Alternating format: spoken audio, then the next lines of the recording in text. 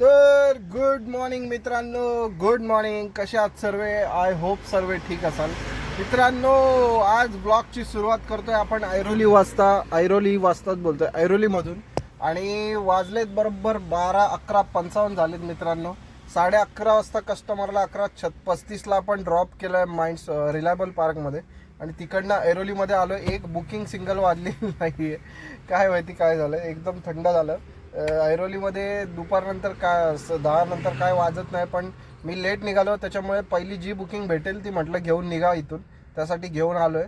आता जी पहिली बुकिंग येईल ना मित्रांनो, ती उचलून निघणार आहे इकडनं. कारण इकडनं थांबण्यात काहीच अर्थ नाही. थोडीशी कमी रेटची असेल तरी चालेल, पण इकडनं निघावं लागेल आपल्याला. सो असं काहीतरी आहे. आणि ऊन तर एवढं भयानक आहे ना मित्रांनो, बाहेर खतरनाकवालं ऊन चालू आहे. तर वाट बघूया आता कुठली बुकिंग येते, बघूया. चांगलीच चांगली बुकिंग घेऊन मग निघायचं आहे. सो चला बघूया कुठली बुकिंग येते आज. आजचा एक्सपिरियन्स कसा असतो तो पण तुम्हाला मी आज या व्हिडिओमध्ये बघायला भेटेल आपल्या. तर चला बघूया काय होतं आज. तर मित्रांनो, आलोय आपण फायनली मुंबई सेंट्रलच्या इकडे. आणि जस्ट CNG भरून निघालोय मुंबई सेंट्रलला. 778 डोंगरीपाडा कुठे, पद्म भिवंडी. मित्रांनो, नको त्या ट्रिप लागतायत आपल्याला. हा रोड जातो मित्रांनो महालक्ष्मी. आणि आपल्याला जायचंय परेलला. बुकिंग नाही काय घेतली मी. इकडनं परेलला MT जायचा विचार करतोय.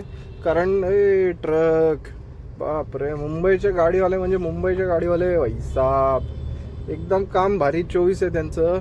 कारण मुंबईत जर गाडी चालवायची तर बिंदास चालवायची मित्रांनो. मुंबईत गाडी चालवण्यापेक्षा ना गाडी वाचवणं महत्त्वाचं आहे. जितकं जास्त सांभाळाल तितकी जास्त गाडीची लाईफ वाढणार. गाडी तर कोणी येडा येऊन चालवत आहे आजकाल मुंबईमध्ये, पण गाडी ज्याला वाचवता आली तो खरा ड्रायव्हर. गाडी ज्याला सांभाळता आली तो खरा ड्रायव्हर आहे मुंबईमध्ये. नाहीतर मग झालं कल्याण, डोंबिवली महानगरपालिका होऊन जाते डायरेक्ट. तर चला जाऊया आता परेलला मित्रांनो. आतापर्यंतची अर्निंग चांगली झाली, 3 ट्रिपमध्ये चांगलं काम झालं आपलं. आता इकडनं परेलला जायचं आहे आणि तिकडनं वाशी ठाण्याकडची जी बुकिंग पटकन भेटेल ती बुकिंग उचलून निघायचं आहे.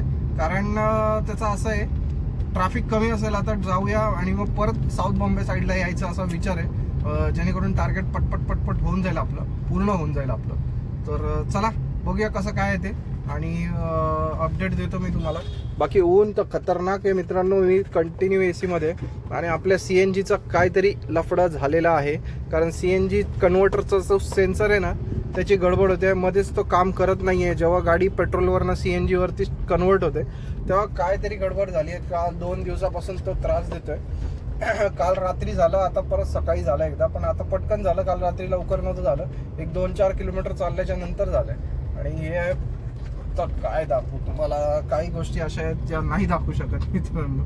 सो चला जाऊ दे, पोहोचूया आपण परेलला आणि बघूया चांगली बुकिंग घेऊन एखादी निघूया तिकडे. चला. तर good afternoon guys, good afternoon. कसे आहात सर्व? आय होप सर्व ठीक असाल मित्रांनो. गुड आफ्टरनून नाही, गुड मॉर्निंगच आहे. अजून 12 वाजले नाही आहेत. अरे काय बोलायचं मित्रांनो, आज आहे संडे. आणि संडेच्या दिवशी आपण ब्लॉगला सुरुवात करतोय कल्याणवरनं. मित्रांनो काय सांगू, काय तुम्हाला, एवढी धावपळ आणि एवढी पनवती लागली आपल्यावरती, काय समजत नाही यार काय झालं. आपल्या गाडीची आहे ना मित्रांनो, काचच ब्रेक झाली इथे. काल पण पार्किंगला मी काल जवळजवळ 2 दिवस सुट्टी घेतली होती, कारण आपल्या घराचं शिफ्टिंग होतं त्याच्यासाठी.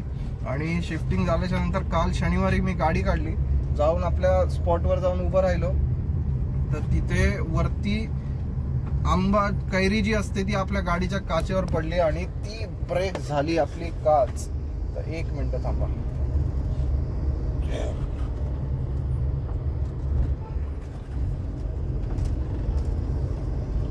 सो त्याच्यामुळं ब्रेक झाली आपली काच. आणि मित्रांनो गडबड अशी झाली की पूर्ण काचच आपण काल इन्शुरन्स क्लेम केला आणि ब्रेक झाली. काय पनवती लागली काय माहिती. आपल्यावरची काच फुटणं चांगलं असतं की नसतं, तर मला प्लीज सांगा की काय होतं त्याने. बेकार झाली हालत मित्रांनो काचेची, तर काय सांगू तुम्हाला काय आहे.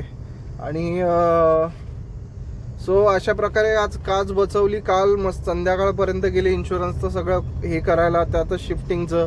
आणि मग आता फास्टॅग बसवायला कल्याणला आलो होतो. गाडी मस्तपैकी संडे होता त्याच्यामुळे वॉश वगैरे केली मी आणि सगळे व्यवस्थित धुवून घेतली सगळी गाडी बाहेरनं. आपली गाडी डेली वॉश होते पण मी दर संडे टू संडे तुम्हाला माहिती आहे प्रेशरने गाडी धुवून घेतो बाहेरून. सो त्याने अजून गाडीतली घाण सगळी निघून जाते. आतून साफ करून घेतली सगळी मस्त मजा चकचकीत गाडी झाली आपली. आणि आता कल्याणला गेलो होतो पण इतका बुकिंग वाजता माझं डोकंच चालत नव्हतं कुठल्या बुकिंग घेऊ काय घेऊ. म्हटलं थोडंसं ब्लॉग करूया, थोडंसं माइंड डायवर्ट करूया. थोडासा मूड ऑफ झाला मित्रांनो, ग्लास तुटली त्याच्यामुळे. आणि डोकं एकदम हे झालं होतं. म्हटलं चला काहीतरी यातनं लक्ष बाहेर काढूया, त्यासाठी ब्लॉग सुरुवात केला मी आता. आणि चला आता चाललोय अंबरनाथच्या दिशेने. तिकडे एवढा बुकिंग वाजत होतं सगळ्या फालतू 2 बुकिंग वाजल्या. 2 बुकिंग रिसिव्ह केल्या मी. त्यातल्या 2 एकाचं पिकअप कल्याणवरनं होतं पण ते कस्टमर फोनच उचलत नव्हतं. मी मध्येच थांबवली गाडी, नशीब बाईच्या पुतळ्याच्या पहिलं. आणि तिथे थांबून त्यांचा फोनचा वेट करत होतं. म्हटलं यांनी वेट केलं पण फेक बुकिंग होती. पण तरी ड्रायव्हर मस्ती करत होता आणि एवढं लाल होतं कल्याणमध्ये. ते सोडून मी आता अंबरनाथला चाललोय कारण माझं मनच काय माहिती काय होत होतं तिकडनं पिकून घ्यायचं मला. मी गाडी वॉश केली तिकडनं 15 मिनिटं दाखवत होतं कल्याणचं ते लोकेशन आणि इकडनं पण 16 मिनिटं दाखवतं घरचं लोकेशन. त्यामुळे अंबरनाथमध्ये जाऊनच चालू करायचं आहे. सो तिकडे चालू करायची इच्छाच झाली नाही मला. बुकिंग घ्यायची घेतलेली, बदलापूरची घेतली, एक अंबरनाथची बुकिंग घेतली, एक बदलापूरची हातात नाही आली, अंबरनाथची आली, ती गेली. तर काय बोलायचं.